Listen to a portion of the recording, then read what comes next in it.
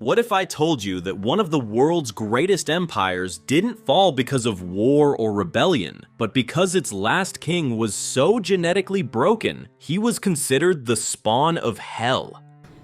Fuck this. Meet Charles II of Spain. His people called him El Hechizado, the Bewitched, but the truth was far more terrifying than any demon. Charles wasn't cursed by the devil. He was cursed by his own bloodline. This is the tragic story of how the most powerful dynasty in Europe committed biological suicide, producing a monarch whose autopsy would reveal such horrors that they seem to confirm all the darkest rumors.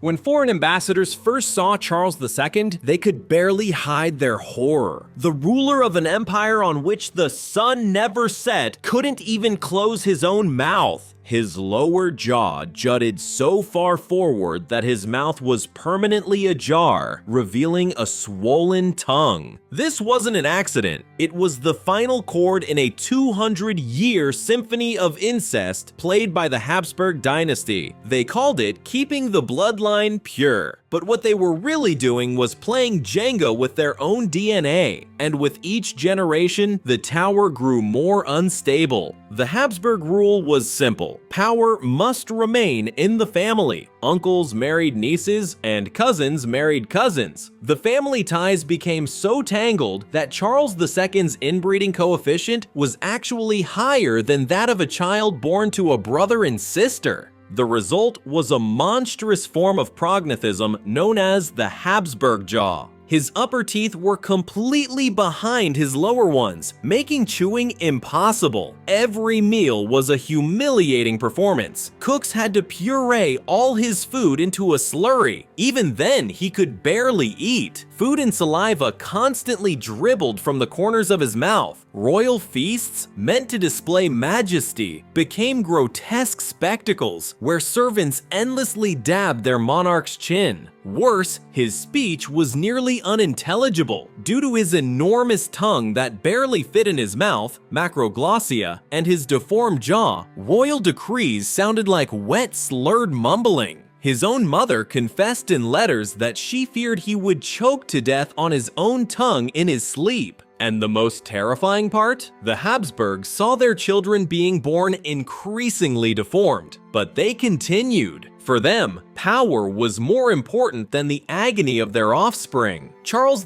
II wasn't just a king. He was a living monument to a genetic catastrophe. The Habsburg jaw was just the display window of a horror show. Charles II's entire body was a battlefield lost by genetics. At 35, he looked like a frail old man. He was barely 5 feet tall, but it wasn't his height that was wrong, it was his proportions. A massive hydrocephalic head wobbled on a thin neck. His limbs were unnaturally long and thin, while his torso was short and hunched. Think about this for a second. Charles could not walk on his own until he was 8 years old. Most children take their first steps at 1. He spent nearly a decade unable to support his own body. When he finally did walk, it was a painful, shuffling gait, lurching from wall to wall and clinging to furniture. His spine was so severely curved that he seemed permanently bent under an invisible burden. And that burden was real. It was the weight of generations of genetic errors converging on a single point. The consequences for his mind were just as devastating. Intellectually, Charles remained a child forever. He was practically illiterate, and his signature was a clumsy scrawl. His emotional state was wildly unstable. He could sit for hours staring into space, then erupt into fits of rage over the slightest inconvenience, screaming and crying. Even his hair was a testament to his illness. It grew in thin, weak patches and fell out constantly. Court painters did their best, but even the most flattering portraits couldn't hide the truth. And the most chilling part? His condition was only getting worse with age. While normal people age, Charles II was literally decomposing alive. The doctors of the time were completely baffled. They were watching a human body deprived of a healthy genetic foundation destroy itself. This is where the personal tragedy of Charles II became a European catastrophe. The most coveted throne on the continent belonged to a man who was physically incapable of producing an heir. Charles was married twice in a desperate attempt to fulfill a monarch's primary duty. His first wife, the French princess Marie-Louise of Orléans, arrived in Spain expecting a king and found, as courtiers whispered, a creature barely recognizable as a man. Their wedding night was a disaster. The same genetic mutations that twisted his skeleton had also destroyed his reproductive system. Modern researchers believe he suffered from Klinefelter syndrome and hormonal deficiencies, rendering him sterile. But the Spanish court could not admit the king was impotent. Instead, they blamed Marie-Louise.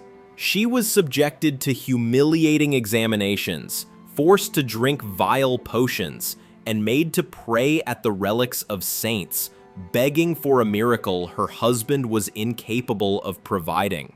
The psychological pressure broke her. The once vibrant princess withered away and died at just 26. Charles was quickly remarried to Maria Anna of Neuburg. The result was the same. The court tried everything from doctors to alchemists.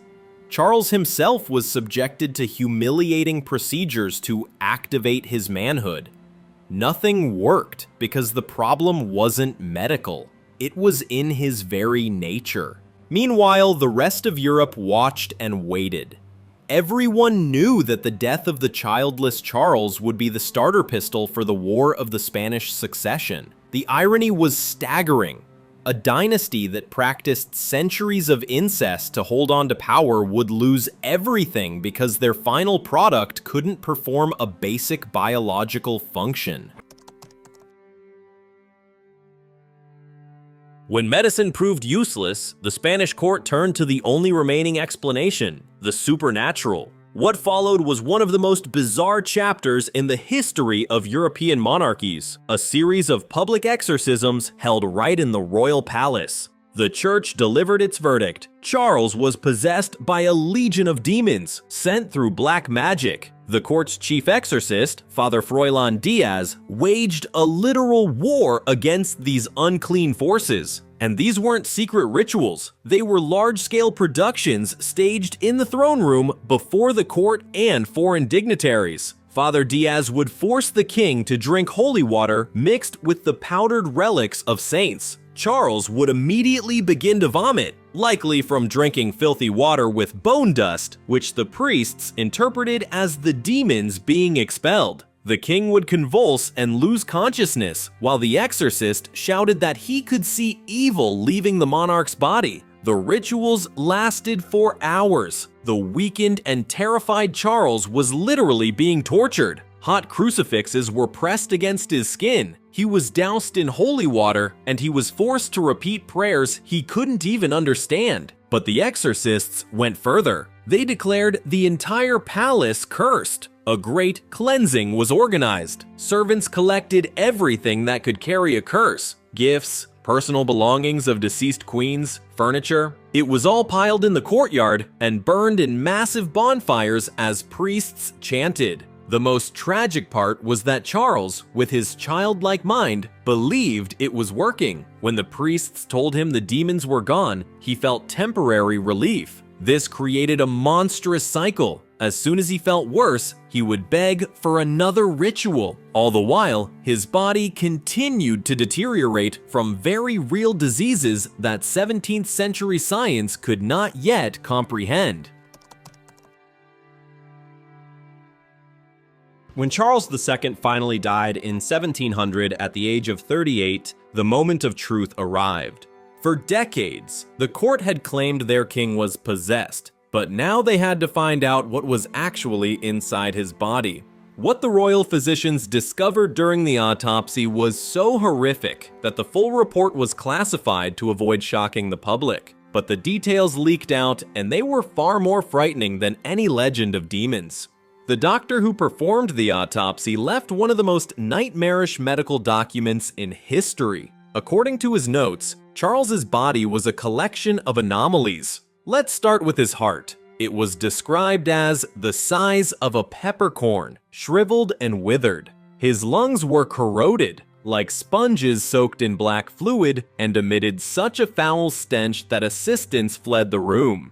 In his abdominal cavity, the doctors found putrefied and swollen intestines. But the most shocking discoveries were below. The reproductive organs that had caused a European crisis were atrophied. The report stated he had only a single testicle, black as coal. But the final horror was hidden in his skull. The king's brain was surrounded by a large amount of fluid, hydrocephalus. The brain tissue itself appeared damaged. The physician concluded his report with a finding that thundered across Europe. His body did not contain a single healthy organ.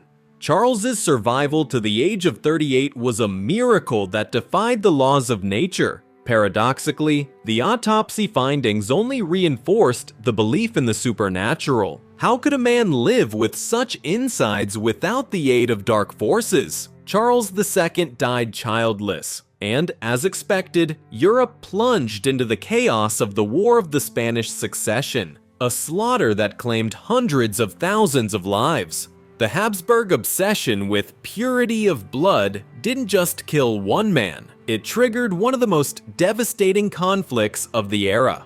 The tragic irony reached its zenith. A dynasty that concentrated power through inbreeding lost everything because their final product turned out to be biologically unviable. Charles II became proof that sometimes the greatest enemy of absolute power isn't revolution, but biology itself.